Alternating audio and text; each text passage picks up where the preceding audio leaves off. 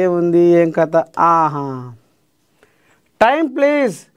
స్పీకర్కు దానం నాగేందర్ లేఖ, రాజీనామా లేకుండా కొత్త వ్యూహం.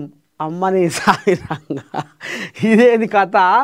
అమ్మో, దానం అంటే దానమేగా. దానం సంగతి ఎందుకు చూద్దాము. Please time time please please అంటుండు. ఏది ఎడ రాసుకొచ్చిండు?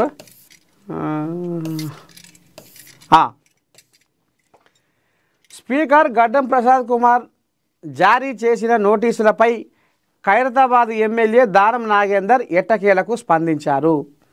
ఈ మేరకు స్పీకర్కు లేఖ రాశారు.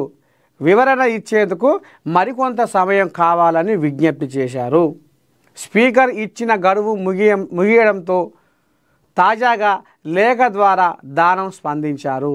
మరోవైపు ఫిరాయింపుల చట్టం కింద చర్యలకు అవకాశం ఇవ్వకుండా ముందుగానే ఆయన ఎమ్మెల్యే పదవికి రాజీనామా చేస్తారని పెద్ద ఎత్తున ప్రచారం సాగుతుంది. వాజీ అనుకుంటారు ఈ మాట. గత లోక్సభ ఎన్నికల్లో కాంగ్రెస్ బీఫాంపై దానం పోటీ చేసినందున పార్టీ మారినట్లు ఆధారాలున్నాయని, రాజీనామా చేస్తేనే వేటు తప్పుతుందని నేతలు సూచిస్తున్నట్లు తెలుస్తుంది.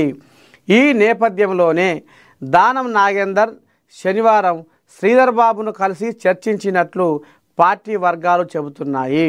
పంచాయతీ ఎన్నికలు వస్తున్నందున వాటి తర్వాతే దానం రాజీనామా ఉంటుందనే ప్రచారం సాగుతుంది.